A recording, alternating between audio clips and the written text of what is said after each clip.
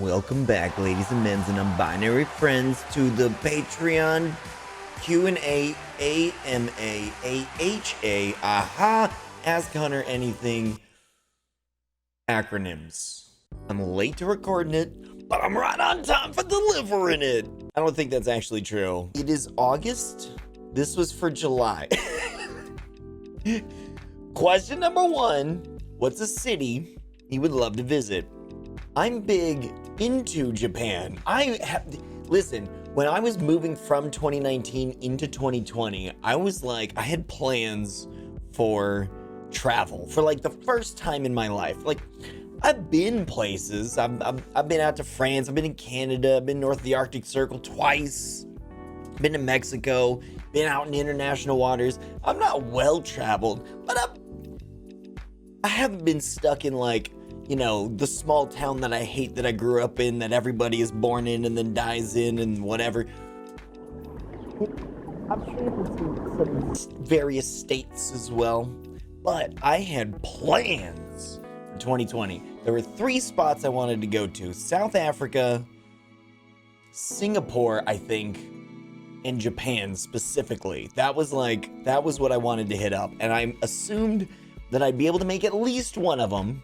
Possibly all 3, but probably couldn't afford all 3. But it was gonna be, you know, that was the trajectory.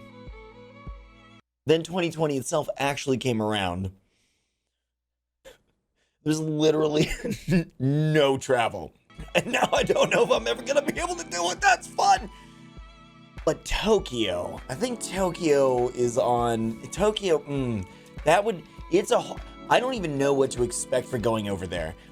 Also, maybe New York City. New York City seems like alien enough. Like, that is like going to Mars after Mars has been like fully established, but has a fundamentally different kind of culture. Like, I don't even know, like, our language is the same, and we certainly live in the same country, but I feel like New York is just like, exists on a different plane of being. That might be,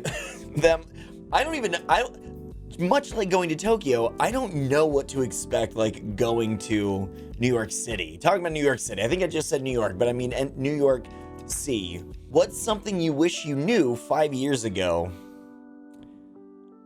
What's something I wish I knew 5 years ago? You know, there was this one Jenna Marbles video that I watched. I think it was like, I'm pretty sure it was on her birthday. She recorded a video on her birthday at some point. I don't know, 26 years old, 30 years old, something. There was a number, and I'm fairly certain it was double digits. I could be wrong, but I'm pretty sure, feel confident about this, where she was like, you know, on my birthday, I like to do this thing where it's like, here is a number of things that I've learned where the number matches my age. So if it was her 29th birthday, it'd be 29 things that she had learned. And I was like, you know, I'd love to do that, but when I'm actually on the spot for like things that I wish that I knew, I have no idea what to say. Organically coming up in conversation, there's no shortage. I will go all day, all day, on here's something that I wish that I knew. Here's something that springs out in my head that's like, oh God, wouldn't it be great if I could go back in time and tell younger me that.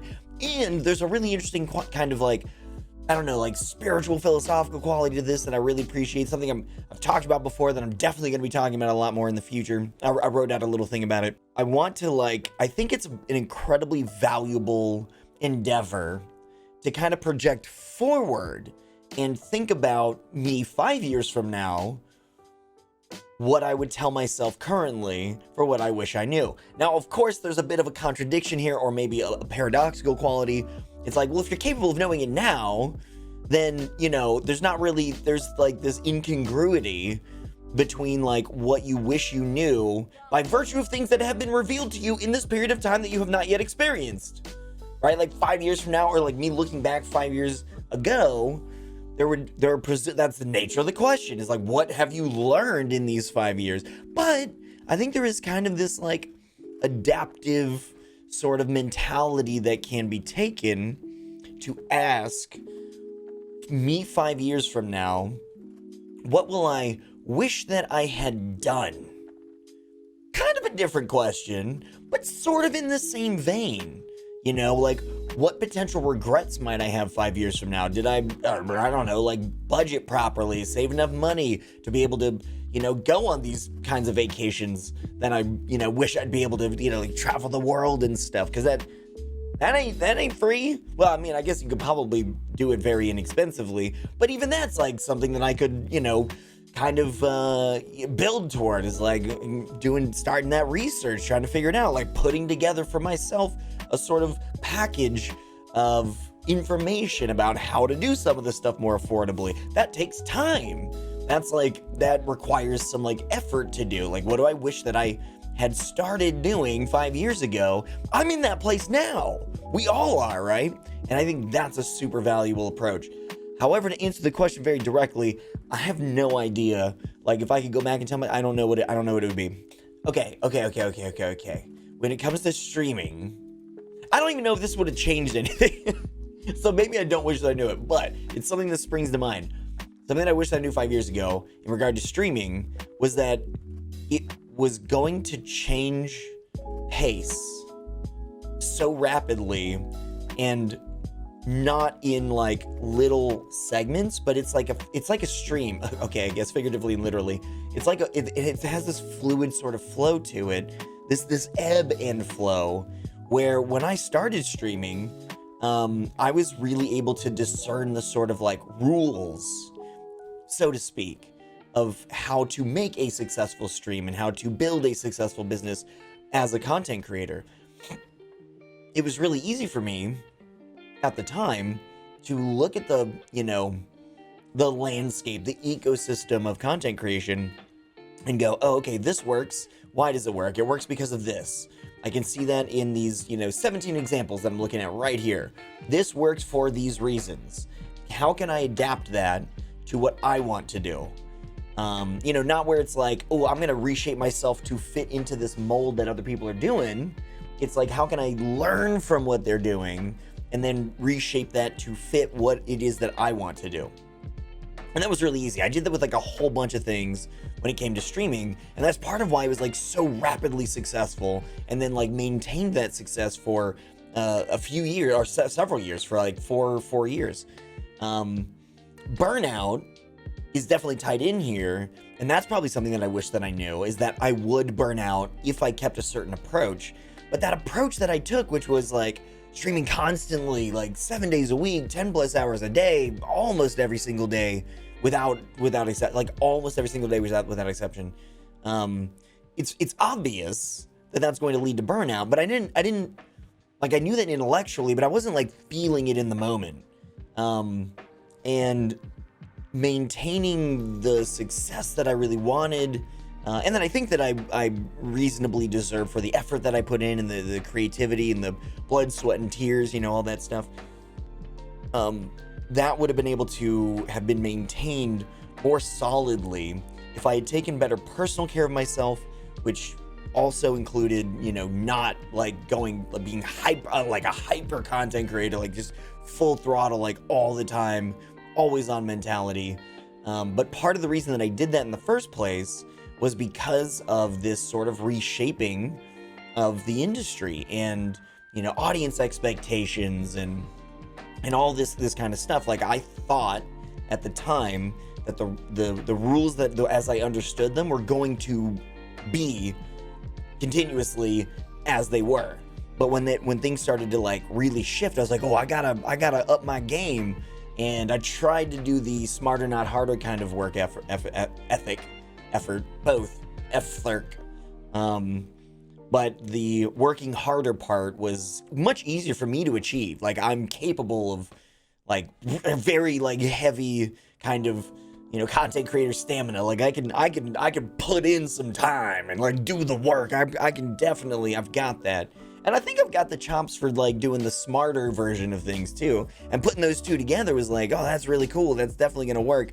It worked to a point. I wish that I had known that things were going to keep shifting, so that I didn't kind of put all of my effort into the, no, I'm sure it's all gonna go back to the way that it was kind of thing.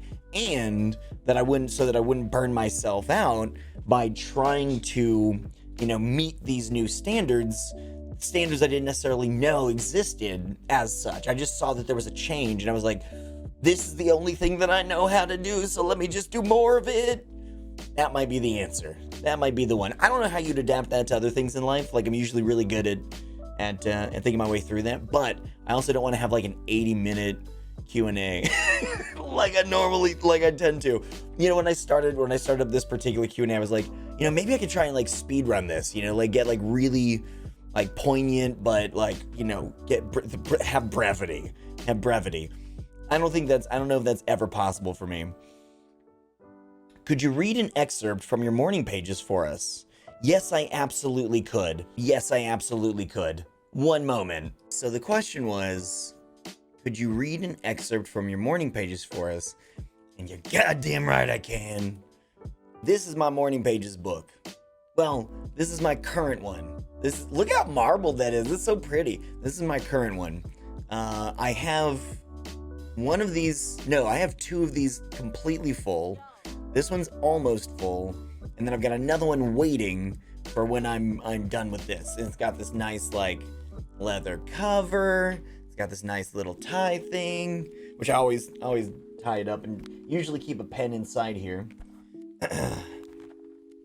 Let me open this up. Look at this. Look at it. Super full. Okay, I'll read from this morning's. I'm still not sure if I'll be streaming today, even though it's a mere 40 minutes from when my stream would start. I definitely have my weekly Streamer Square meeting today. Tomorrow, my rescheduled coaching call at the normal time, just on a different day. There's some feeling that's hitting me differently today. I don't know I don't know how accurate that statement is, but this feeling is one of almost like hopeful play. Like I can mess around and just goof off in a way that is ultimately very productive. There's also a more visceral reaction to the idea of toxic productivity, which is something I certainly do or have a predilection toward. It's been so long since I've posted anything meaningful on social media, especially with any regularity. And by meaningful, I'm talking about simply posts that have connective content, posts that can actually mean something to people who see them instead of simply advertise a product or otherwise market my brand. I really haven't been able to figure out why I don't post meaningfully anymore, because it certainly isn't intentional. There's been a heavy anxiety that may be related to all that, of course. Some fear, I think, probably or at least possibly related to metrics, like evidence that I'm irrelevant or uninteresting if I make a post that few people interact with. You know, in many ways, it can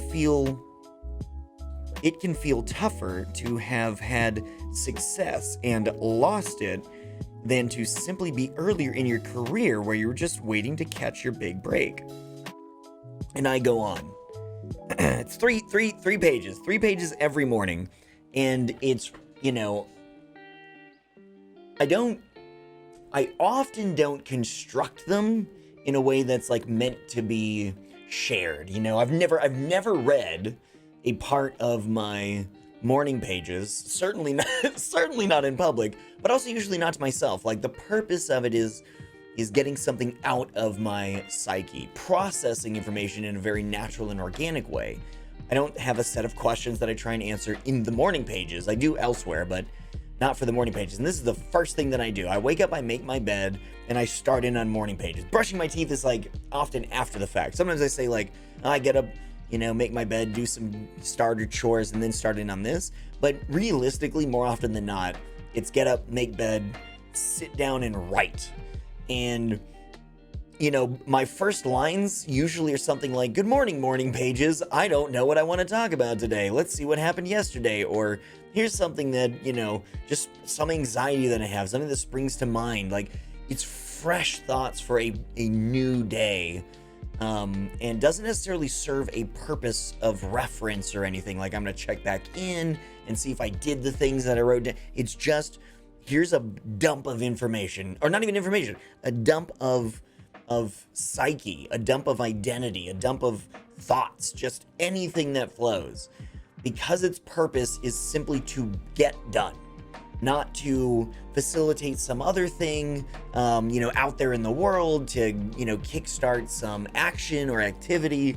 or tasks, the feeling that I have after I'm done with them is, I'm pretty sure, I could be wrong about this, but I'm pretty sure without exception, is better than before I started it, and or better than days when I don't do them. Because there are sometimes days, in a given month when I'll be, lagging behind in terms of time, like have a launch event and didn't get enough sleep, and so I let myself sleep in a little bit and then just don't have time for morning pages. Even then, sometimes I'll still just force myself to write one page. Just do something.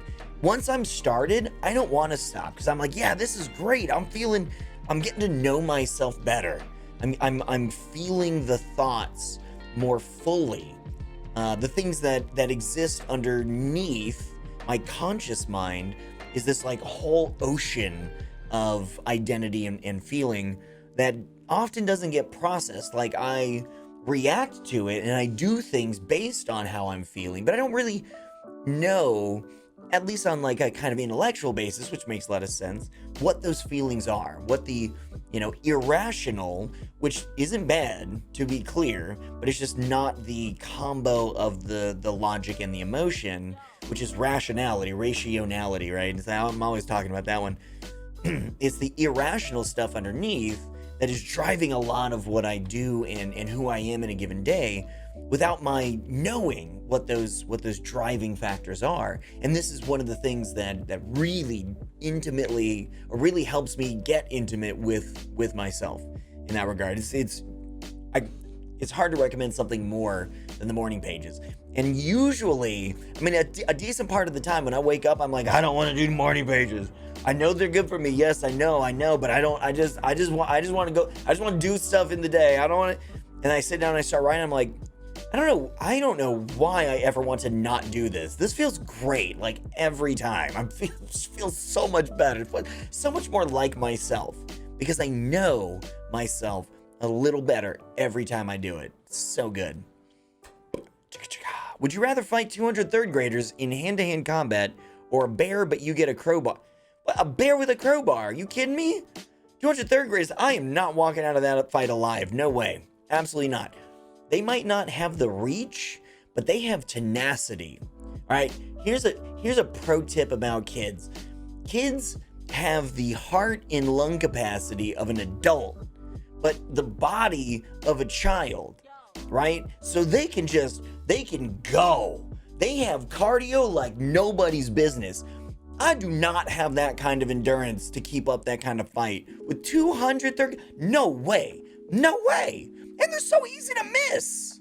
Why am I talking about fist fighting third graders?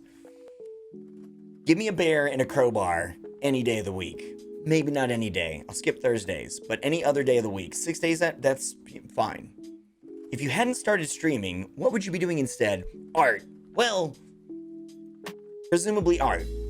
I was doing art before I started streaming, and the idea was to keep doing that as my perpetual profession. Now, of course, any number of things could have happened, could have hit on hard times and had to go get some other job, or would have started some other career. I don't know what I actually would have been doing if I hadn't started streaming, but if that, trajectory had maintained itself, art, which I'm doing again, but it would have been 16 hours a day of art. That was what I was doing before. What's your favorite cap? Hat cap? I'm hardcore alternating between two fish pond hat caps, fly fishing hat caps. Is this the orange one? The orange one and the green one. And I try to coordinate them with the shirt that I'm wearing. If I've got a vibrant shirt, it's the green one, because that's a lot duller. If it's a duller shirt, then it's the orange one, because this has the pop. You're stuck alone on a deserted tropical island. Who put me here? What do you do? Well, is it in a heavily dense shipping lane? Have I crash landed on a deserted tropical island? Do I have any other resources? Was it a single prop plane, one passenger? Was it a couple of, did I wash up? Did I get kicked off of a pirate ship and swam to floated on some detritus up to the, are the resources based on like what's naturally present? I don't know. It's going to make a difference. But if it's not to my knowledge a heavily trafficked area, then my first priority is water. Water is my first priority, followed by shelter, which there's debate about this. Water's my first priority, followed by shelter. If there's not a lot of shade, then I definitely have to get the shade situated to be able to wait out the day without losing a lot of water and potentially running into heat stroke issues, which can easily cause death, murder, kill on a tropical island. But if I get that water and I have shade, then I'm pretty good to go. I might want to immediately follow that up with SOS, some kind of a signal. Or at least the preparations for a signal, so that if I see a ship, I can do some kind of signal. And, would then want to start acquiring tools, and for food, in part for food and the acquisition of other resources. I might also create dice. Probably. Out of my own bones. I'm going to cut off an appendage and get bone dice. And also food. That's food. That's free food right there. I'm self-serving. But why is the rum gone? Listen! What is the best advice anyone ever gave you about anything? Oh my god. Okay. This is maybe not the best advice anyone has ever given me about anything, but it's one that I share pretty regularly. Advice that I got from my grandfather. This doesn't necessarily seem particularly pertinent, but I use this with tons of stuff. All over the place, adapted all over the place. I was hunting with my grandfather when I was a little kid. I was like, I don't know, 6, 8, something. Small. And I had a 22. Alright? He had a, I don't know what he had. He had a bigger gun. But when we were out walking the woods, he told me, this was my first time hunting. He told me, always check the chamber every 5 minutes because you can't trust your memory. Memory plays tricks. And then this is me, continuing on with the thought, right? That was what he said. Then there's the continuation.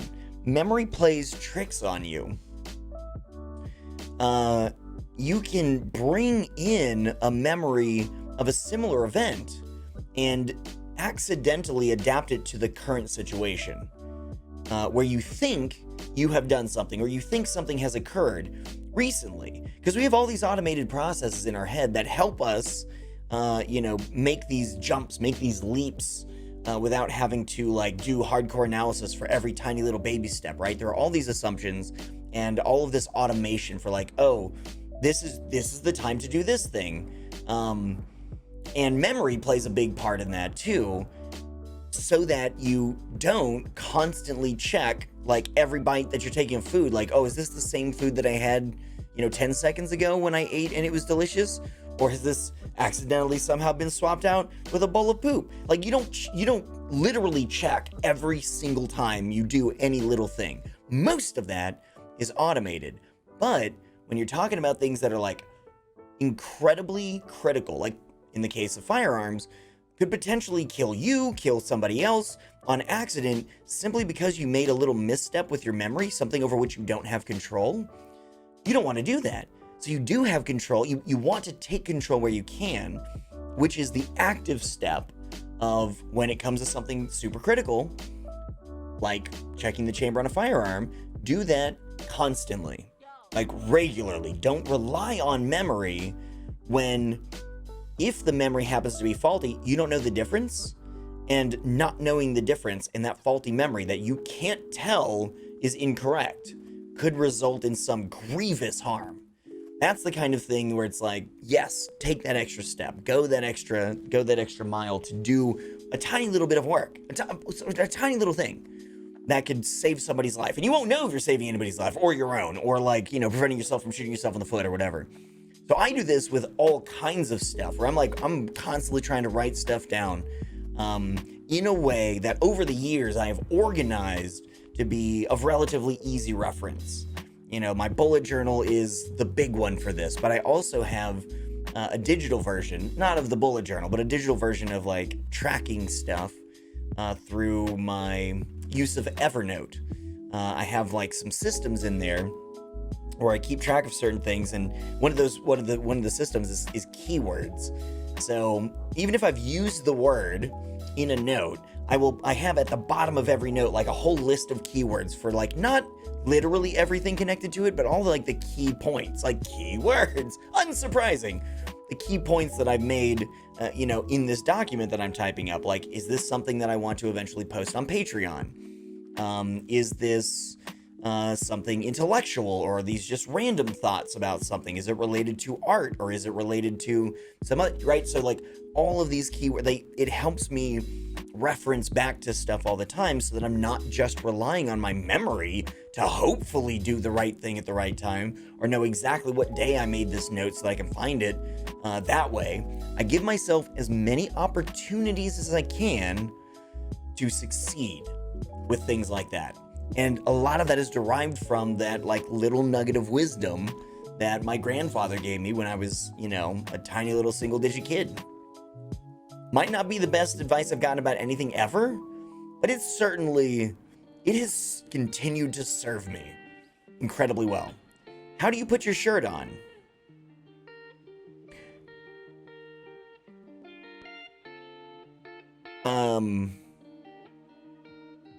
How do I put my shirt on? It's a good question. How do I put my shirt on? I think I do like one arm and my head at the same time, so that I'll have the shirt and I'll like start putting it over my head with one arm in, and then get my head and my arm coming out at the same time, and then the other arm goes through. I think that's how I put on shirts. I don't know if that's answering the question as asked, as intended, but that's the best I'm gonna give you. If you started streaming today, what would you do differently from when you first started streaming? Okay, well, but here's the thing. Here's the thing. When I started streaming, I don't think I made any missteps. So I wouldn't change anything about how I started streaming. But I do think that streaming today is different from streaming 7 years ago, which I had talked about earlier in this, same video. I would probably, for instance, things like Discord didn't exist. So like conversations that happen outside of stream were on Twitter, often actually I literally have my Twitch chat pulled up right here, because it's always on this monitor, so I'm pointing at it. Conversations between streams were literally had in the Twitch chat. So like people would hang out when the stream was offline. I actually don't even know if there was hosting back then. People would hang out in the chat while the stream was offline and talk to each other, and would leave the chat up to keep a conversation rolling. So they'd step away and do something, go to sleep, come back. Stream wasn't back up yet. They'd be talking to somebody, basically post a message. Really interesting, right? So there were and a lot of things like that were very different back then than there are now. One of the things that I would definitely do differently now is spend less time streaming and more time doing development. And development can have different, aspects, different qualities. So like community development, like I would try to, and this is actually something I was thinking about today for me to literally do right now, trying to develop more things that are outside of streaming directly that are more community building qualities, like a community movie night or a sub movie night, which is something I actually did back in the day too. It was one of the few sub perks was we would have a monthly sub movie night, sub game night, a lot of activity in Discord. I probably would have honestly started up a Patreon way earlier to have that be part of my my own engagement with what it is that I do. Just like, where do I want to be and what kinds of things do I want to be creating? How do I start that now? You know, starting a Patreon, if I was just starting up streaming, would not be about, much like it actually isn't now, would not be about making money, but about you know, building out the things in my own task set, my own engagement, my own daily routines and monthly habits, and community building stuff in there. You know, so even if I would, you know, have a Patreon for 5 months with like 2 people who are at like the, you know, the $2 tier, that would not be particularly relevant to me having a sense of failure in building the brand and in building out, you know, all of the things that TheHunterWild has to offer as a point of failure. Actually, I don't even know if that sentence makes any sense. I think I started like 3 of them in there. Let me work that one back. Let's cut, subscribe, cut. I would want to add in a Patreon and or similar things like coffee, Ko-Fi, right? The coffee thing, really early, so that I could allow myself to evolve it and be involved in it a lot earlier, rather than trying to like pivot and work it into an existing streaming schedule or an existing set of habits where it could, you know, I could bump into any number of problems that I wouldn't necessarily know how to resolve. And when you run into those kinds of circumstances, it's a lot easier to drop something and go like, this isn't working because it's not working immediately, because I found problems that prevent me from doing it the way that I want to immediately. More of that opportunity, I think, exists earlier in a career to create those successful elements that will at least elements that will be successful later. And success has a variety of different definitions. I'm not necessarily talking about like, you know, like paying the bills success, but feeling comfortable and confident in what you do creatively. You know, feeling like you're doing the good work and you're progressing and you're building towards something always. You know, I think that's I don't know if that's a great answer at all, but that's what springs to mind. That's what comes up in my head. Who is the biggest space-specific celebrity you've met, i.e. an artist that isn't strictly a celebrity, but is big in the art world?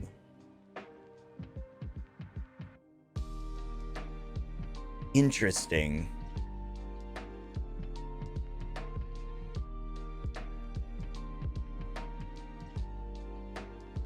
Okay. Super niche. My philosophy degree, I went to what is debatably the top environmental philosophy program in the world.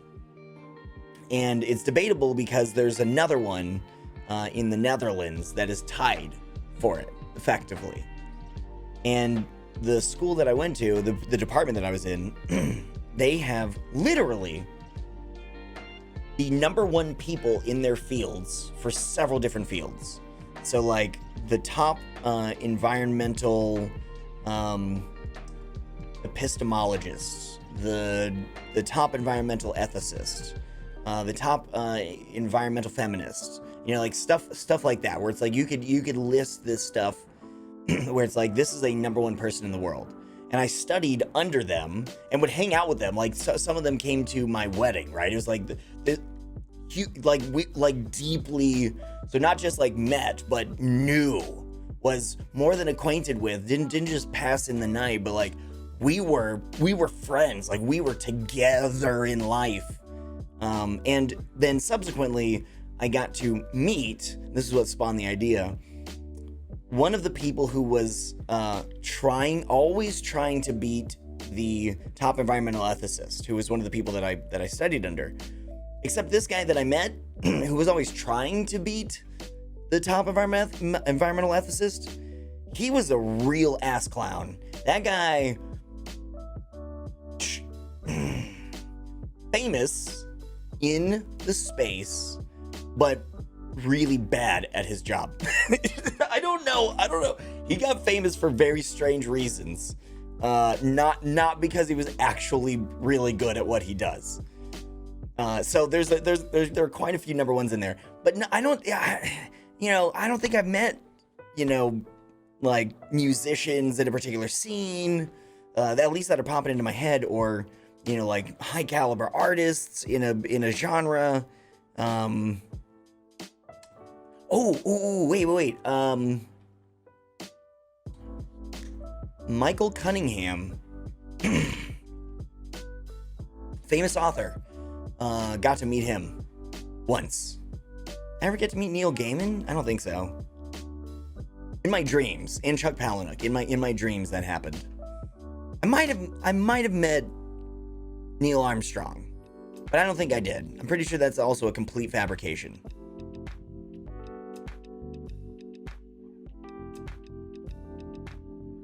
That's all I got. That's all I got. And that's the last question for the July Q&A. This has been 8,000 years. I appreciate you sticking through it. And thank you to everybody who always asks these questions. I love doing these Q&As. It feels like it is its own unique form of connection. And as I'm always talking about, connection is the whole point of all the stuff that I do. All the blood, sweat, and tears that I put into everything from Patreon to streaming to YouTube to, Streamer Square to everything. It's all about connection. And this is its own unique version of it. I love it. And I hope y'all love it too. So thank you for all the questions. Thanks for watching the video. Feel free to leave as many or as few brief or prolonged responses to anything that I have mentioned in said video in the comments section on any place that this arrives. I love you. Be good to yourselves. Be good to each other. Thank you for being good to me. About watercolor sketching your adventures in your own city. And I'm like, oh my God, hello, it's me. This is me. Pick me. Me. Teacher. Ooh, it's me. Ooh. And then they were like, but wait, there's more. But wait, there's more. Did you know you could also learn about watercolor sketching portraiture? And I was like, oh! Like, there's just stuff sitting around here. It's like I've got a fruit now. Brothers, the town square is nearly lost. Wait!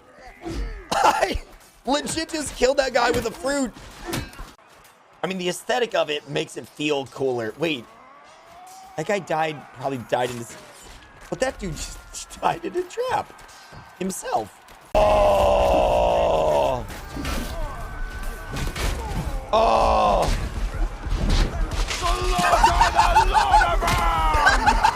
Wait! Did I post-battle get downed, punch myself back to life while downing the enemy? That was beautiful. Okay, can you sit on the throne? Can you do it? You want me to sit on the throne?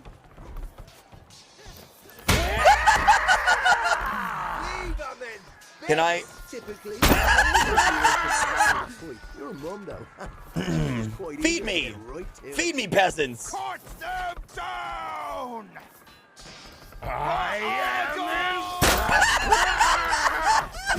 Oh my God, yes! Rolls, chickens.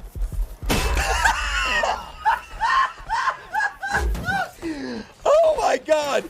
Turkey, 45 damage. Oh my God! Oh my God!